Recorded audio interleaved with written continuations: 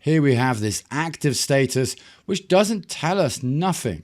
So I can click on this and, well, what's it doing? We don't know, do we? Right? So let's come back into Scriptcase, open up here the form companies. And what I want to then do is add an Ajax event. So I'll go new event or new Ajax event here. And then I want to select here the active field. So that is the field we were clicking there. So if I come back here to the form, you can see here, that is the active field. Okay. And notice that it's a checkbox. All right. It's a checkbox now as some kind of button. Right. So here for the Ajax processing, we need to choose what? On click, because it's a checkbox. So on click, because we click that button, and then on click, the button changes. So that is what we then create the event for. Now, if I create that event, we now need to add, well, what do we want to do? What do we want to do? We could display a message. We have some lovely examples here where we can display a message to the end user. Somebody clicks on it and it will just display a message. Okay, but we don't really want anything that simple. All right, so we have here our active status.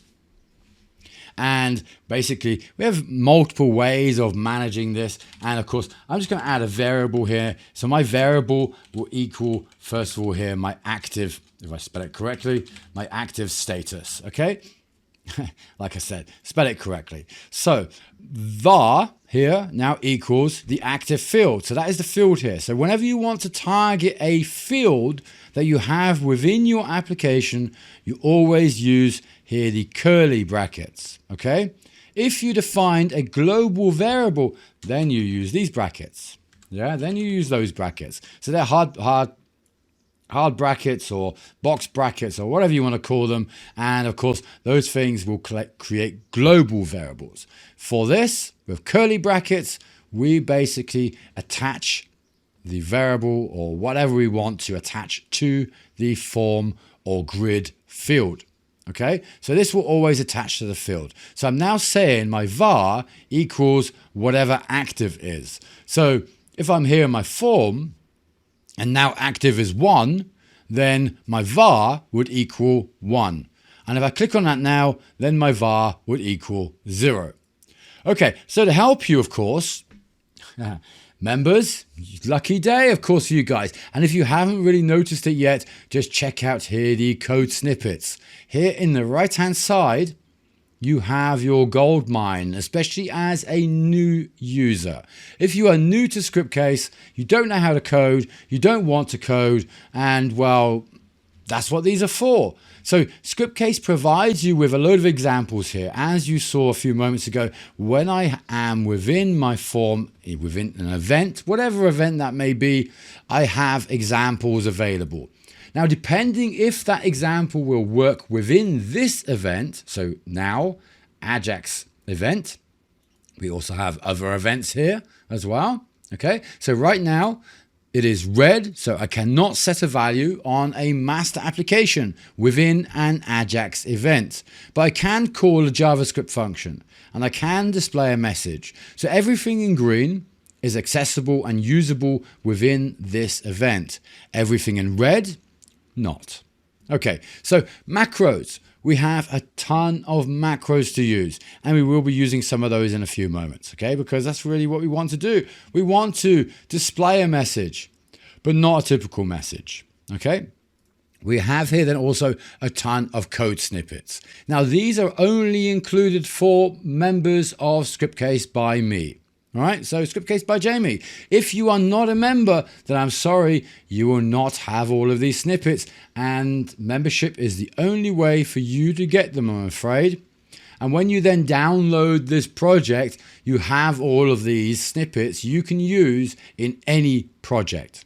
Okay, so it's not just in this project, you can use them in any project. And as you can see here, we have snippets, HTML snippets, we have PHP snippets, all organized, all nice and clean and ready for you to use. And there's also snippets for some of the SC macros which you may want to use or apply to your applications.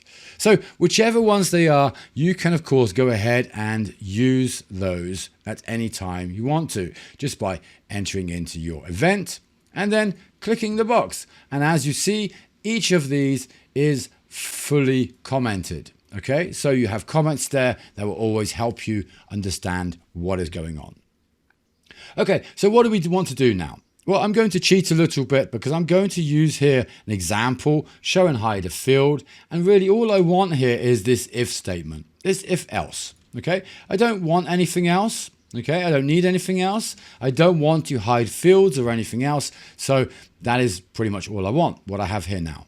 Right, so I'll remove here the comments because we're not hiding fields or anything, but we have here our variable.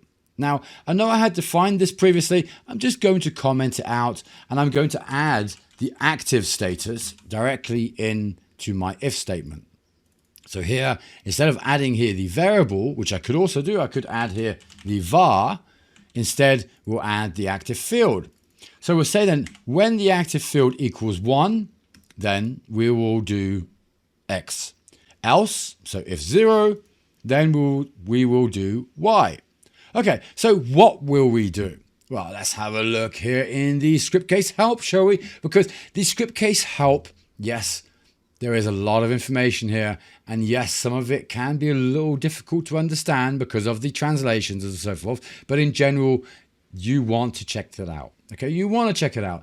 And what we want here is some macros. Back in Scriptcase, we have a load of macros here available. This is not all of them. Okay, it is not all of them. And notice you always have here the question mark to the right. So I can click that and it will take me directly to this. It will take me directly to the manual. Okay, and then help me and show me whatever I need to see. Okay, because obviously I just click the question mark, say next to here, SC get language. And there we go, it opens up the manual and it takes me then to the macro SC get language. And then within the macro help, you will have all the information you need. Okay, you have the full scope, meaning in which applications does it work? In which events on those applications does it work? You'll typically also have an example. Okay, right, so let's see then back here within our manual. Because I didn't want the language, I actually wanted something completely different. And we have here a complete long list of all of the macros. Okay, so as I was saying, they're not all available within the application, but they're all available here within the documentation. And you can just scroll through these, have a look through these and use any of them that you like. And the one we want to use is here, the SC Ajax message.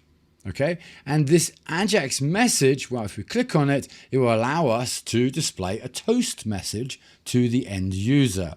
And we have an example here. This is the default message, okay, and we have here a toast message. So the default message is pretty ugly and I don't really want to use that. So I want to use here the toast. So I'll copy that and then I'll come back here to my application and paste that into the if and the else. Okay, so here we have then our, well, the title is actually here. This is the minor title. So don't confuse the two. You would think the title would be first, but it's not. Okay, so here we can say updated and what was it?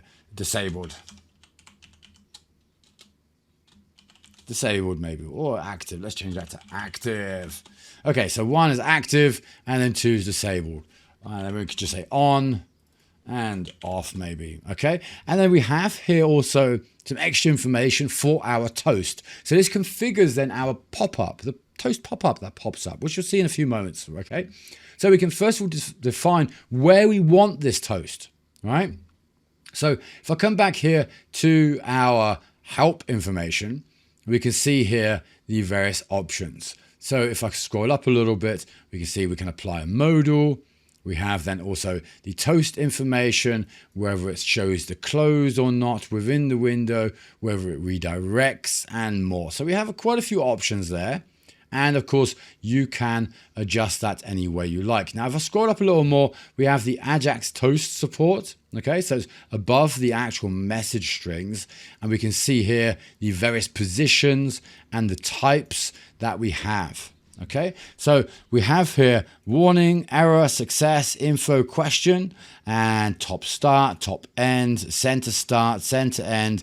I will go bottom end, and that's where I then want to place that. So then here I'll change that from center to bottom end and remove there the start because it should just be bottom end.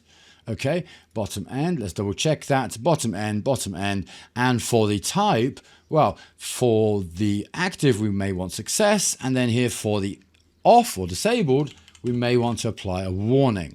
So if I go ahead and save that, I can then go ahead and run now the application, and look at that, we have an error already. So let's check back here in our code and see what is going on. We can see here one very simple error that, of course, well, blind as a bat sometimes. We're missing here the open bracket. Okay, so we have here a closing bracket, but we have no opening brackets here.